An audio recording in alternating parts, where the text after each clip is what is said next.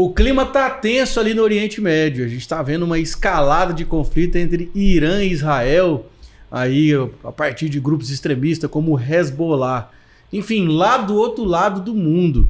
Mas a pergunta que não quer calar, já que tá tudo ligado hoje, o que isso impacta dentro do nosso negócio, né? Dentro do agronegócio brasileiro? Você sabe me dizer, Janaína? Geopolítica, poder, enfim, cultura, tecnologia, tudo envolve, né, as exportações do agro, muitas passam por aquela região ali, a gente precisa de muita coisa de lá também, e é isso que a gente vai entender aqui hoje, né, Pedro? Já apresentando ele é engenheiro agrônomo, especialista em agronegócios, é analista de mercado agrícola, consultor de mercado financeiro, produtor rural e sócio-diretor da Pátria Agronegócios. Eu estou falando dele, Cristiano Palavros. Seja bem-vindo ao Agro 2. Muito obrigado, pessoal. Obrigado pelo convite para estar aqui com vocês e poder trocar essa ideia e entender um pouquinho mais o que pode acontecer diante desses tristes episódios lá no Oriente Médio, né? A gente sabe que é um conflito complicado, mas vamos conceituar esse conflito Hamas, Israel, como que isso começou, de que forma isso afeta o produtor rural, né? Que está tão longe, como o Pedro disse. Bom, como começou é uma discussão longa, né? De fato, né? Exatamente. O conflito ele é algo já histórico, né? A gente tem, desde a instalação, né, do Estado de Israel ali naquela região, uma região extremamente hostil, né, ao modelo de vida e de religião dos israelenses, né? Até então eles não tinham pátria, né? Até poucos anos atrás, não são tantas décadas assim, se estudou, né, depois da Segunda Guerra Mundial, principalmente, aonde colocar esse povo, né? E ali foi definido, e desde então as guerras estão acontecendo. Israel já entrou em guerra com o Egito, já entrou em guerra com o Líbano, já entrou em guerra com outros árabes ali da região. Sempre teve o apoio do Ocidente, né? Até por se identificar muito, em especial com os Estados Unidos. E agora a gente está vendo novos episódios de um conflito que já é muito antigo mesmo. É claro que Israel está ali há pouco tempo, mas esse conflito, né, entre religiões ele já vem de longa data, né? E o que a gente pode olhar como de grande importância para o nosso mercado? Essa é uma região importante, são países que têm uma negociação ativa com o Brasil e com o nosso agro em especial. Tudo que a gente falar, né, de negociação ativa com o Brasil, normalmente vai ter o agro envolvido, né? Porque o agro é a grande cadeia exportadora do Brasil. Tanto o Irã quanto Israel. Tanto o Irã quanto Israel, até mesmo o Líbano, outros países ali que acabam se envolvendo indiretamente, o Líbano mais diretamente, né? Mas sim, ambos os países são muito importantes. Israel tem uma importância maior no que eles vendem para nós, compram também produtos, principalmente do complexo soja, mas não são volumes tão grandes e que tornam ele um parceiro tão fundamental ao Brasil, mas eles são importantes fornecedores, por exemplo, de matérias-primas fosfatadas ao Brasil. É um dos grandes fornecedores de super simples, de super triplo, né, que são fertilizantes. E o Irã, ele tem uma grande relevância na compra de milho, principalmente aqui do Brasil, é um dos principais compradores de milho do Brasil e é um grande fornecedor de ureia para o Brasil. Cerca de 20% do que a gente compra anualmente de ureia, e o Brasil tem uma dependência grande, né, de compras externas de fertilizante, vem de lá. Se você olhar nos dados oficiais, essa ureia sai de Omã, na verdade, que é um país que está ao lado ali do Irã.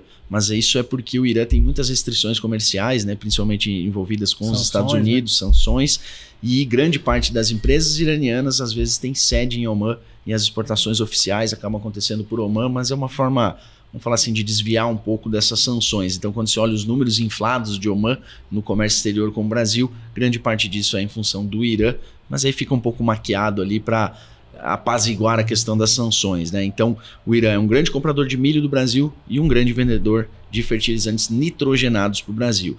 Além disso, essa é uma região muito importante no comércio e na produção de energias, em especial gás natural e petróleo. E essas energias têm uma grande correlação com todos os ativos, né, de commodities, mas em especial com milho e soja, por terem uma correlação com o mercado de biocombustíveis e também com o nitrogênio. A produção de adubos nitrogenados ela demanda muita energia, porque o processo de produção, em especial a síntese da amônia, né, que é um dos processos que são necessários ali para formulação dos adubos nitrogenados, ela exige altas temperaturas e alta pressão, e isso traz um gasto energético muito grande. E aí essas fontes de energia são muito relevantes. Se você olha os preços do nitrogênio, dos adubos nitrogenados, eles são intimamente ligados com os preços das energias, em especial do gás natural. Então, elevações do preço do petróleo, elevações no preço do gás natural acabam afetando também o preço desses produtos, e isso impacta aqui no nosso mercado interno. Então, digamos que é um efeito roda gigante, né? Que assim, ele começa devagarzinho, vai subindo. Então, assim, na verdade, a gente ainda não chegou no ápice do que pode, de fato, trazer de consequência para a nossa economia. Com certeza. Vai depender, né, de qual vai ser o escalamento, né? Como que vai escalar essa questão daqui para frente, né? Se a gente vai ter o conflito piorando. A gente sabe que são regiões extremamente bem munidas de armamentos, inclusive nucleares, né? A gente sabe que o Irã... Aí uma visão mais pessoal minha, eu acredito que os iranianos eles são mais perigosos do que radicais do que outros, do que os russos, do que chineses. Então, assim, o problema ali é muito pior, né? A gente tem o extremismo religioso ali muito forte dentro do Irã. E eles, literalmente, o discurso deles é de colocar um fim em Israel, não de apaziguar, não de aparar as arestas. Não é aparar as arestas, né? A gente não gosta disso e daquilo, então vocês param com isso, devolve um território aqui, faz um ajuste e a paz ocorre a paz. Não, de fato, o Irã quer o extermínio de Israel, eles não aceitam o Estado de Israel.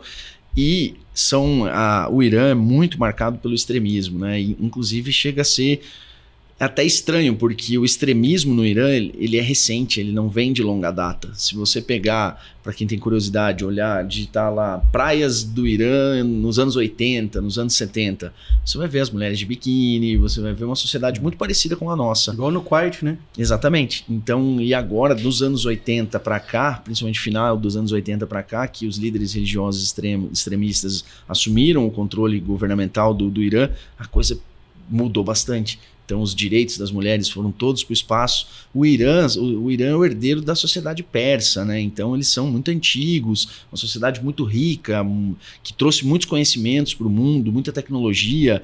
Então, era uma sociedade muito moderna para o tempo dela. E agora, parece que eles estão vivendo um retrocesso, né? Realmente, quando se olha para direito das mulheres, direitos das pessoas em geral, né? Realmente, o extremismo é muito grande lá dentro. E isso traz um risco maior, né? E por não ser um país que tem armamento nuclear, realmente a gente pode ter impactos muito, muito maiores daqui para frente. Por enquanto, o maior impacto que a gente está vendo é na elevação dos preços dos adubos nitrogenados. Isso já vinha acontecendo ao longo de setembro. Ao final de setembro, quando os ataques começaram a ser mais diretos, né, entre Irã, efetivamente, e Israel, houve uma nova escalada nos preços do nitrogênio.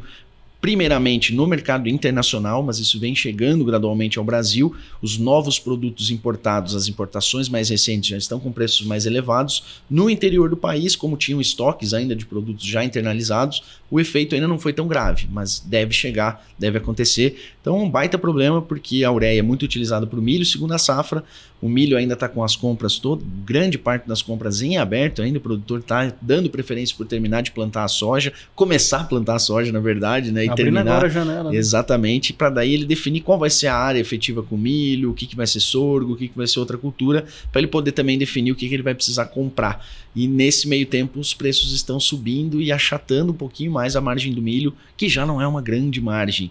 Então a gente pode ter aí um desincentivo para a safrinha se essa escalada de preços continuar, já que os adubos nitrogenados são uma grande parte do custo de produção do milho, né? A gente sabe que é muito difícil você programar, planejar alguma situação, alguma política pública diante de um boom tão grande, de uma importância tão grande que o Oriente Médio tem nas compras do Brasil. Mas o governo, você tem visto que o governo tem se mexido para poder diminuir essa dependência, principalmente de adubos, fertilizantes, porque a gente ficar dependendo de uma guerra que, em tese, ela já faz um ano, lembrando, a gente está aqui gravando em pouco mais aqui do começo de outubro, mas ela completou um ano agora, dia 7 de outubro, e não tem data para terminar, né? E fazendo um parênteses, Janaína, no que você disse, né? A gente já veio do conflito de Rússia e Ucrânia, Sim. que são outros grandes produtores de adubação nitrogenada, né? A Rússia. Então aí entra mais um outro player na jogada, vai complicando, né? Exatamente. A pergunta é muito boa, Janaína, e ela tem dois lados. Um de um incentivo de médio e longo prazo, que isso o governo tem capacidade de fazer, e quando eu falo governo, é o poder público, né? Independente de quem seja, né? Estados, municípios, federação. O governo tem um papel a ser feito para os próximos anos de realmente diminuir a nossa dependência. É algo absurdo até se pensar que um país como o Brasil, com uma produção tão grande, que alimenta 1 bilhão de pessoas no mundo, e a gente tem orgulho de falar isso, depende tanto de uma matéria-prima tão básica que é a adubação. A gente hoje no Brasil tem uma dependência um pouco menor. Quando a gente olha para adubo, né, a gente fala de NPK, que são os principais, nitrogênio, fósforo e potássio. No caso do fósforo, a gente até tem uma produção que abarca ali, a gente tem uma necessidade de importação entre 55% e 60%, então 40% ainda vem do mercado interno. Quando a gente olha para nitrogênio, essa dependência externa sobe para casa de 70%, 75%. Quando a gente olha para potássio, a dependência é quase total. 90%, 95% do que a gente consome é importado. E os níveis de produção dentro do Brasil, a produção agrícola cresce, a produção de adubo vem caindo nos últimos anos. Então, cada vez mais a gente se torna dependente. Então, nesse ponto, eu vejo que sim, o poder estatal ele tem um papel de médio e longo prazo de fomentador. É claro que o governo não precisa entrar para a produção necessariamente, apesar de ter empresas estatais como a Petrobras, por exemplo, que é ligada, né? Estatal entre aspas, né? Ela é meio estatal, meio privada, mas é uma empresa diretamente ligada principalmente à parte de nitrogênio, né? Então o governo pode, através dessas estatais, melhorar essa questão de produção interna, mas principalmente fomentar, dar incentivo. Que tipo de incentivo? Crédito mais acessível para esse setor, já que ele é tão básico, tão necessário para o nosso Brasil, e precisa destravar o grande problema da produção.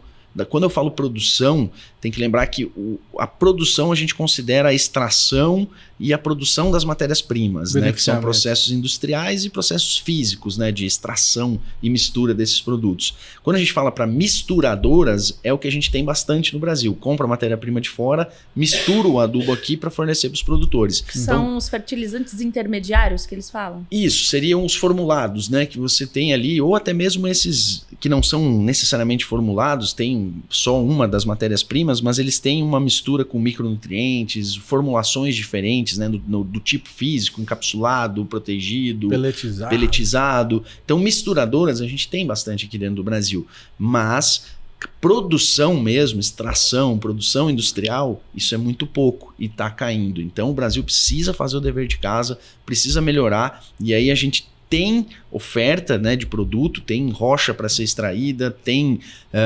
capacidade de energética de produção. O que falta em grande parte são leis ambientais e não é tanto a lei. A lei está bem definida, então é só cumpri-la, né? Vamos pensar assim. Mas existe um ativismo, não sei se um ativismo, a gente poderia chamar assim, uma ideologia, uma dificultação dos processos de extração. Estão burocratizando mais para sair. Burocratizando absurdamente. E a gente vê que pode sim ter algum interesse externo nisso, financiando entidades, ONGs, para atrapalhar esse processo. A gente sabe que os problemas ambientais no Brasil eles existem, mas o rigor fiscal no Brasil ele é grande em termos de lei, e o atraso é que atrapalha muito, né? Você tem uma atividade lá que, se licenciada, ela é viável, o licenciamento não sai. Então a estrutura do poder público para análise de projetos é pequena, né? A gente sabe que tem bons profissionais ali funcionários públicos trabalhando nesse sentido, mas são profissionais que muitas vezes estão desassistidos, estão desestimulados ou em número muito pequeno. Então a gente precisa destravar esses processos. Hoje a produção nacional está muito concentrada em alguns estados apenas. Poderia citar Sergipe, Bahia, Minas Gerais, Goiás, Paraná. Paraná ainda em termos iniciais, São Paulo tem algumas indústrias, mas quando a gente pega Centro-Oeste, fora Goiás, quando eu falo Goiás é bem o extremo ali, a região de Catalão, por exemplo, já quase Sudeste, né, quase Minas ali. Quando a gente olha para dentro do estado, a parte de mineração de outros produtos até existe, calcário existe, mas desses NPKs, né, é muito pequena. Quando a gente olha para o norte do Brasil, onde tem bastante capacidade de produção, não tem nada lá sendo produzido ainda. Então, assim, o Estado precisa melhorar esses processos para fomentar essa atividade. Agora, pensando mais em curto prazo, na relação com esses países, Eu não vejo que o nosso governo tem muita coisa a se fazer, até porque o governo não compra adubos, né? Não compra fertilizantes, a relação é privada, né? São empresas que compram e trazem para cá. Então, claro que manter uma relação boa é necessário, só que não é fácil manter uma relação boa, porque muitas vezes exige que você escolha um lado, e o Brasil não tem que escolher um lado, né? Eu acho que nós, como cidadãos e técnicos, a gente talvez tenha um lado, né? Eu acho que todo mundo que está aqui nos escutando tem um lado, vamos dizer assim, até porque o extremismo é muito fácil ser contra o extremismo, né? Exato. Então, assim... Eu ia falar que a gente viu recentemente o nosso presidente lá na bancada da ONU, lá discursando lá, que não aprovou a licitação que Israel ganhou por pura ideologia. Então, assim, porque a gente sabe que o governo atual ele não é aliado com o judeu. Exato. Então, aí, enfim, mas... Tem interesses que estão acima disso, né? Interesses que a gente não tá vendo, mas que a gente assim, desconfia. O que eu tô falando é acima de qualquer ideologia de direita, de esquerda, de A ou de B, é a produção rural, é a alimentação do povo, é a nossa economia. Então, assim, né, cara? Como é que faz? Exatamente. Assim, acho que não tem, para nós, cidadãos brasileiros e em geral, existe uma soberania e nós somos a prioridade do governo, ou deveríamos ser. Então, se tal produto está sendo comprado daqui ou de lá, é claro que assim, violação de direitos humanos, países que não respeitam a regra internacional, tudo isso fere, né? É melhor que a gente evite esses países, mas tem algumas coisas que é impossível evitar. E, na verdade, a gente vê que se fecham os olhos para muita coisa, né? Ninguém nunca reclamou de um líder autoritário africano, por exemplo, e tem diversos. Por que será? A gente tem relações comerciais com eles. Ninguém reclamou de várias situações ligadas à China, à Rússia. Não pode, China não pode tocar. Exatamente. Então, assim, de fato... parece que uma ideologia realmente que está pesando nessa questão de ser. Não é o que, é quem que pode, né? Exato. Você pode fazer isso, mas se a Janaína fizer, eu já não deixo. A Janaína não pode. Então não faz sentido. Parece que é só uma escolha de um lado. Isso é muito danoso para o país. Né? E quando a gente passa para o lado do produtor que está dentro da porteira ali, aquele que está ali garrado, que carrega nosso Brasil nas costas. Na sua visão, Cristiano, o que seria uma ferramenta? Qual que é o recurso que ele pode usar nessa hora para ele amenizar esse impacto, para ele ter uma sobrevida, para ele se manter na atividade? Bom, primeiro é importante a gente esclarecer em que momento que o produtor está hoje, né? Os insumos para a safra de verão estão todos comprados, na grande maioria, salvo exceções, até porque tivemos quebras em grandes empresas do agro aí, né, recentemente, que deixaram os produtores sem os insumos que tinham adquirido. Mas assim, então muitos produtores tiveram que voltar para o mercado aos 95 do segundo tempo já, né? Então assim, já nos acréscimos. Mas fora isso, o produtor para a safra de verão ele já está posicionado, então isso tem um impacto pequeno sobre ele agora, essa alta dos insumos, vamos falar assim, para essa safra de verão que está sendo instalada. Safrinha tem muita compra em aberto, especialmente fora do Mato Grosso. O Mato Grosso o mercado já rodou um pouco mais, é natural que o Mato Grosso rode mais cedo. Outras regiões ainda, como Goiás, por exemplo, está muito atrasado o nível de compra. Então, o que o produtor pode fazer nesses casos? Uma parte é se antecipar os movimentos, mas para isso ele tem que estar atento ao mercado, o que pode acontecer. Grande parte dos produtores conseguiram fazer uma antecipação, só que agora os efeitos meio que já estão acontecendo, então também é difícil agora ele se antecipar. O que ele precisa fazer é o que ele sempre faz, é dimensionar as suas compras de forma mais enxuta possível, né? Não abrindo mão de produtividade, mas realmente evitando gastos excessivos, porque os custos de produção estão altos, os preços das commodities estão baixos relativamente ao que a gente tinha nos últimos 3 anos. Então, esses conflitos aumentam a necessidade do produtor de se manter bem informado, porque é possível identificá-los, identificar esses movimentos de mercado antes que eles aconteçam, pelo menos há tempo de tomar uma estratégia diferente, como uma antecipação de compra. Então esse é um ponto importante para o produtor. É claro que agora ele vai focar no campo, mas ele não pode tirar o olho do mercado em nenhum momento, e para isso ele tem profissionais, ele tem como contratar esse tipo de serviço, até porque é humanamente impossível para o produtor tocar uma fazenda, tomar 2.000 decisões por safra e ainda ficar atento ao que está acontecendo exatamente no Irã. Não é simples, né? Mas há como ele se antecipar um pouco a esses movimentos. Mas agora, de imediato, realmente a coisa já está acontecendo, agora parte é paciência e ver as cenas dos próximos capítulos. Amarrar as cartas. Exatamente. Falar em profissionais, Pátria Agronegócios, como é que ela pode ajudar o produtor, né? Como é que vocês têm trabalhado aí? Tá todo mundo correndo nessa época do ano, né? Safra de verão a todo vapor. Como é que vocês têm trabalhado para ajudar o produtor? Olha, Janaína, a Pátria nasceu necessariamente dessa situação. O Matheus Pereira, que é meu sócio, ele é filho de produtores e desde pequeno ele está na roça com o pai dele, sempre teve uma percepção de que o pai dele sempre mandou muito bem dentro da lavoura, produziu bem, conseguia crescer, produtividade, aumentando área, sabia tudo sobre equipamentos, cultivares, produtos. Na hora de negociar, às vezes, ou negociava mal, mesmo você tendo conhecimento, às vezes é difícil negociar, mas não tinha tempo, às vezes, também para se atentar ao mercado, ao que estava acontecendo, a ferramentas que o mercado oferece, usando a bolsa, usando ferramentas de trading. Então, ele sentindo isso na prática, ele sempre se voltou a estudar mais esse mercado com aquele pensamento: eu preciso ajudar meu pai no que ele tem uma dificuldade maior, que não é exatamente dentro da lavoura. Claro que a dificuldade dentro da lavoura é enorme. São muitas decisões, são muitas coisas para fazer. O operacional da fazenda, ele é complicado, ele é complexo. Mas isso, os produtores brasileiros, sem dúvida, estão no topo do mundo. São os melhores produtores do mundo, sem dúvida. E então, assim, dentro dessa necessidade é que ele começou a despertar por estudar o mercado. Nesse meio tempo, a gente se juntou, né, eu e o Matheus, em 2018, para começar o início ali da Pátria Agronegócios. Eu também vim de uma experiência de trabalhar no campo, né, na época que trabalhei em multinacionais, no segmento de sementes e defensivos. Depois fui trabalhar em associações de produtores, né, como a Federação de Agricultura, a ProSoja, e também sempre senti essa reclamação deles, né? Nossa, a gente está fazendo a coisa certa, mas a gente sofre com o que o governo faz com a gente, com as políticas públicas, e a gente sofre com o mercado. A gente não é o dono da nossa produção, a gente não bota preço no nosso produto, porque o produtor de grãos ele está no mercado de commodities, ele não está no mercado que ele produz isso aqui, o custo dele é X, ele bota uma margenzinha e vende para o mercado. Não, quem bota o preço não é ele. Então, realmente, ele precisa se atentar ao que fazer nesse mercado. Então, essa necessidade lá que veio desde o Matheus enxergando o pai dele, ao que eu também já tinha identificado ao longo da minha experiência, também já produzi, já rendei áreas aqui em Goiás, senti isso na pele, como é difícil comercializar, é que a Pátria nasceu. A Pátria funciona basicamente como uma empresa que faz o quê? A gente estuda o mercado para trazer uma informação de qualidade para o nosso produtor e, mais do que isso, informação ele tem em vários lugares. Trazer uma estratégia. O que fazer diante das informações, diante daquele retrato que ele tem hoje.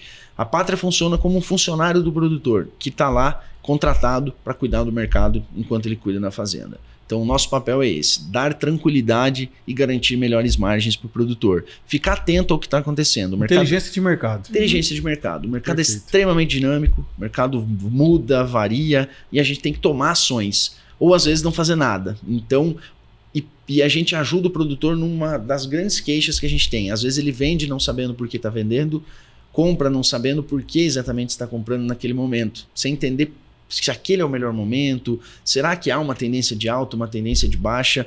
Muitos produtores acabam contando com quem vende ou com quem compra, e essas pessoas são parceiros do produtor, mas eles estão do outro lado da mesa. Da mesma forma que eu estou querendo vender caro, o comprador quer comprar barato. Então a informação que vem dele não é uma informação ruim, mas você tem que entender que ele está do outro lado da mesa. O objetivo dele é comprar barato. O teu é vender caro. Então, ou quando eu vou comprar um insumo, eu quero comprar o mais barato possível, mas ele quer vender o insumo dele. Como é que é a pergunta do produtor? Quando ele vai comprar, ele pergunta quanto que é, e quando ele vai vender, ele pergunta quanto você paga. Exatamente. Aí é difícil, né, Cristiano? Então, assim, ele nunca está tomando a decisão de preço, né? Ele sempre está à mercê, né? Então, a Pátria também funciona como um filtro para aquele produtor. Será que aquela informação que veio de um comprador ou de um vendedor, ou que veio de alguém, é uma informação correta? Será que aquilo realmente faz sentido para ele não tomar uma decisão no escuro? Ó, nós estamos tomando essa decisão de vender 15% da nossa safra baseado nisso, naquilo. Ah, vai acertar o olho da mosca voando em todas? Óbvio que não. Mas a gente acerta mais, a gente erra menos, a gente traz tranquilidade. Tem alguém cuidando disso para mim, que vai me alertar. Ó, soja subiu R$10 aí nos últimos dias, ó, um momento legal para a gente vender mais uns 10%, dentro daquela estratégia que a gente está pensando, do alvo que a gente tem ali de margem. Então a Pátria basicamente é uma empresa que estuda o mercado para fornecer informações e estratégias para o produtor. E aí, entrando um pouquinho mais em detalhes, são 4 pilares principais: inteligência de mercado, estudar o mercado, trazer uma informação rápida e de qualidade, porque ninguém tem tempo para ficar lendo 30, 20 páginas por dia. Então, nosso conteúdo é muito dinâmico, áudio, vídeo, algo bem direto ao ponto para o produtor. O segundo ponto, assessoria de comercialização. Nós não somos corretores, a gente não compra e não vende. Mas nem ganha em cima da transação. Nem ganha em cima. A gente pode achar a melhor proposta do mercado para aquele cliente. Achou, tá aqui o contato do comprador, aqui tá o contato do vendedor, negociem. Porque só intermedia. A gente não intermedia. Intermedia assim, acha a pessoa... Eu acho a pessoa, entendo se aquele preço faz sentido, indico se ele não está encontrando aquele mesmo preço, eu posso até indicar quem está fazendo aquele preço, mas a gente não intermedia. Por que disso, pessoal? Porque se eu sou um consultor que busco falar para ele qual é o melhor momento de comprar, qual é o melhor momento de vender, se eu intermedio aquele produto, a minha informação ela não está isenta. Eu tenho interesse por trás daquilo. Então, dentro da Pátria é abolido qualquer tipo de intermediação de financeiro, né? Intermediar com recurso, ganhando algo na transação, porque a gente realmente quer ter a isenção de falar não, inclusive. Não é hora de comprar, não é hora de vender. Se eu sou um vendedor, como é que eu vou falar que não é hora de comprar, né? Então, é isso que a gente evita. A gente é uma consultoria pura. A gente só analisa o mercado para dizer os momentos. Então, inteligência de mercado, assessoria de comercialização, monitoramento climático. A gente assina vários modelos, tem especialistas ali para fornecer uma informação de qualidade para o nosso cliente, seja para tomar decisão operacional na fazenda, mas também olhando o mercado, que mercado e clima intimamente são ligados, né? E o quarto pilar são as operações financeiras. O mercado nos dá muitas oportunidades, além de só fechar um preço final lá com a trading, com a indústria, com a empresa de ração. O produtor pode usar a bolsa de valores para fazer estratégias de proteção. Ele pode usar ferramentas que grandes empresas, citar exemplos, a Cargill, a Bunge, oferece um monte de ferramenta para o produtor utilizar, as tradings em geral, as indústrias. Então é entender essas ferramentas para trazer isso para o produtor. Coisas que às vezes ele não conhece ou que ele não tem segurança em usar sozinho. Então a gente ajuda ele a usar essas ferramentas aí que o mercado proporciona. E quais são os tipos de produtores, né? Porque a gente tem uma audiência muito diversificada. Isso. Quero a Pátria no meu negócio aqui na minha fazenda, me dando consultoria. Como me encaixar nos requisitos? Maravilha, ótima pergunta. Primeiro ponto, a gente trabalha muito focado nos segmentos de soja, milho, sorgo, trigo, algodão, arroz, feijão e pecuária bovina. Então, esses são de corte. Então, esses são os segmentos pensando em produtos. Então, todo produtor de soja, de grãos e pecuária é um cliente potencial da Pátria. E um ponto importante, qual o tamanho? Eu tenho clientes de 100 hectares, 80 hectares e tenho clientes de 70 mil hectares. Ambos pagam a mesma coisa, porque eu precifico o meu tempo e não o tamanho do produtor. Até porque a minha responsabilidade com um produtor de 100 hectares é a mesma que eu tenho com um produtor de 70 mil. Talvez o impacto que eu tenho num produtor de 100 hectares seja até maior do que num de 70 mil, que tem mais assessorias, tem mais pessoas, né? Então a gente precifica o nosso tempo. Então, se o produtor tem 70 mil hectares ou tem 100, para ele é um produtor como todos os outros. Para nós, o nosso preço é o preço do nosso tempo. E a nossa responsabilidade é indiferente do tamanho dele. Que bacana aí. Parabéns também pelo trabalho de vocês, que eu já acompanho nas redes aí. Obrigado. Vocês três meio que andam em sintonia, né? O seu, o Ronald e o Matheus. Todos três já vieram aqui. Passei na porta ali acho que é Trend Office, né? A gente tá agora no QS Tower. No QS Tower. Tá lá, ficou massa lá, a fachadona lá. Eu passei valeu porta, demais. O molecada ali tá... O escritório deles se você tiver a oportunidade, dá uma passada lá pra tomar um cafezinho, pode ir? O produtor pode chegar assim? Com certeza, é um prazer. Ó, gente, legal. Você gostou desse episódio? Fica ligado, a Pátria Agronegócio está aí sempre para ajudar o produtor. Você que é produtor, que está aí, né, vai começar os trabalhos no campo, ou já começou, não sei, está no começo de outubro aí, a janela aqui no Centro-Oeste já está aberta, 18 estados brasileiros já estão autorizados a plantar a soja. Tá sem tempo, né, de saber, esse tanto de conflito está acontecendo, né, palavra cheio de coisas, mercado, a Pátria pode ajudar nisso aí também, né? Com certeza, com certeza. Nosso papel é esse. Como eu falei lá, pessoal, agora, principalmente agora, né, o produtor vai entrar no campo, vai focar muito nas atividades de campo. A gente vê que o nível de negociação diminui muito. Para de se vender soja, para de se vender milho nessa época. Para não, totalmente não, né? Mas diminui o volume de negociações. E em grande parte é porque ele precisa focar na lavoura. E de fato precisa mesmo, é um momento crucial, né? O plantio, que tudo se desenvolva bem. Então, se ele quiser ter mais tranquilidade de que ter uma pessoa ou pessoas, né? Uma empresa especialista nisso, contem com a Pátria. Para nós é um prazer enorme. 95% dos nossos clientes são produtores, é o nosso DNA. Lá na Pátria, na nossa parede, lá tem os nossos pilares, e 2 pilares eu gosto muito, que é pé na roça e direto ao ponto. Boa. Você pode ter certeza que se você chegar lá e pedir se vende hoje ou amanhã, a gente vai te posicionar, a gente não fica em cima do muro. Realmente o nosso papel é diminuir as dúvidas, não aumentá-las. Boa. E pé na roça, porque a gente preconiza todas as contratações que a gente faz, gente que conhece do agro, conhece da lida, como se diz, não aqueles analistas de ar-condicionado, né? Que às vezes, por que não vendeu antes e tal? Pô, não tinha nem plantado, não sabia nem se ia produzir. Ou então o cara fala assim, eu fiz o vídeo lá, eu falei, né? Mas agrônomo é o depende, né? Não, depende. Depende o quê, moço? Me ajuda aí, eu tô pedindo informação. Não, exatamente. Então, assim, conta com a Pátria, o nosso papel é ajudar.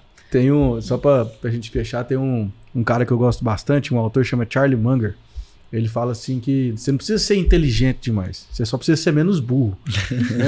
Não, mas é porque assim, é uma frase simples, mas que ela faz todo o efeito do mundo. Porque o nosso produtor, ele é muito bom, da porteira pra dentro, igual você falou, o pai do Matheus, cara, ele tem N brasileiros aqui que você pega o cara, sabe escolher direitinho qual que é o melhor cultivar que vai na região dele, sabe fazer tudo que tem que fazer, produz assim 60, 70, 80 sacos de soja por hectare. Mas ele não precisa saber tudo. Né? E tem coisas que a gente tem que ter humildade de falar que não sabe. Mercado é uma delas. Então, assim, quando você quer acertar lá o zoinho da mosca, cara, na maioria das vezes, você erra. Porque é que a gente mais escuta? O preço subiu, agora eu vou dar uma segurada porque vai subir. Aí o preço cai. Aí se tivesse vendido. Entendeu? Então assim, seja menos burro. Né? Seja menos burro. Vai lá, contrata quem sabe fazer o negócio. Fica de boa. Vai fazer aquilo que você é bom em fazer e deixa quem é bom em fazer outra coisa. Mas é sempre difícil, assim, a gente entende, né? Eu brinco sempre que a profissão mais fácil que tem é analista de retrovisor, né? De olhar para trás e falar, não, devia ter feito isso, devia ter feito aquilo. Olha aqui o gráfico, né? Devia ter feito aquilo lá. Olha como tá evidente agora. Depois que acontece é evidente demais, né? Mas não é uma decisão fácil. Por isso que eu acho que ele tem que contar, né, com profissionais para ter mais embasamento, para não deixar algumas coisas passar. Tem coisas que a gente não vai conseguir identificar antes de acontecer, mas se a gente for o primeiro a identificar, a gente vai antecipar isso, né? É a mesma coisa de um médico, né? Se eu tô com um problema e eu identificar ele rápido, eu consigo agir mais rápido e diminuir esse problema. E grande parte dos acertos do mercado são de antecipar movimentos. Por exemplo, não era meio evidente que essa guerra ia acontecer de fato. A China e Só que Taiwan, até né? o Irã mandar bomba para dentro de Israel, a gente fica, será que vai, não vai? A Rússia, quando atacou a Ucrânia, não era evidente? Não tinha 100 mil soldados russos cercando a Ucrânia? O que eles queriam com aquilo? Só que precisou eles entrarem, precisou eles pisarem lá dentro, botar a primeira bomba, para o mercado de fertilizantes reagir e todo mundo falar, nossa, e agora? E ali tu vê como foi, né? A Rússia fez explodir o preço, 6 meses depois já estava metade do preço. Então também, às vezes, a paciência é o melhor aliado. Mas isso tudo é no dia a dia que a gente tem que ir desenvolvendo, e lidar com o mercado certamente não é fácil para o produtor nem para as empresas. O que a gente precisa é ter mais informação, se munir cada vez melhor, que o bem informado ele tem mais chance de acertar, sem dúvida. Já dizia o velhinho lá de Omaha, né? Como é que é? Compre aos sons de canhões e venda aos sons de violinos. Exatamente.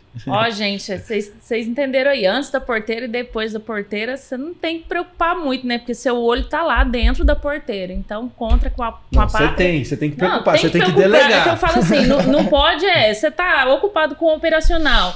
Você tem que fazer com excelência ali. Ali precisa de todo o seu desenvolvimento. Não dá para antes da porteira e depois da porteira você ficar o tempo todo, né, com aquela ansiedade de saber que vai vender, que vai comprar, e acaba, né, deixando o campo lá um pouco, porque o tempo do produtor é muito escasso. Você que quer saber mais, @Pátria tá aí na tua tela, @agronegócios, no plural, e @Cristiano Palavra, tudo junto também, tá aí na sua tela. Palavra escreve normal? Palavra normal. Como se fosse palavra, mas no masculino. No masculino. É um sobrenome interessante, né? Porque é fácil e ao mesmo tempo quase ninguém tem, né? Eu nunca vi.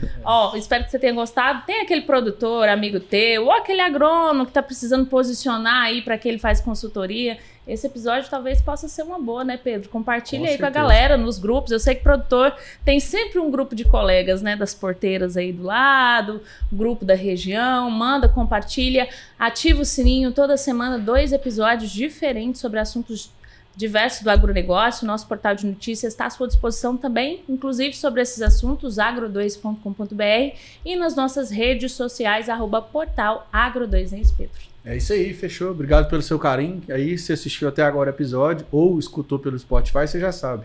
Paga nós aqui, ó. Inscreve no canal, comenta, compartilha e esparrama no mundo. E curte. Obrigada, Palavra, pela sua participação. Obrigado pelo convite, valeu, pessoal. Palavra. Foi um prazer. Se tiver alguma consideração final para os produtores, fica à vontade. Só agradecer o convite de vocês, reforçar aí para os ouvintes, contem com a Pátria. Quem quiser informações também, né, acompanhar o mercado de forma mais simples, sem ser um cliente, nossa rede social ali bem ativa, a gente compartilha bastante conteúdo. Vai ser um prazer lá ter vocês como seguidores. Tamo junto. É isso, e até o próximo episódio. Tchau, tchau. Valeu!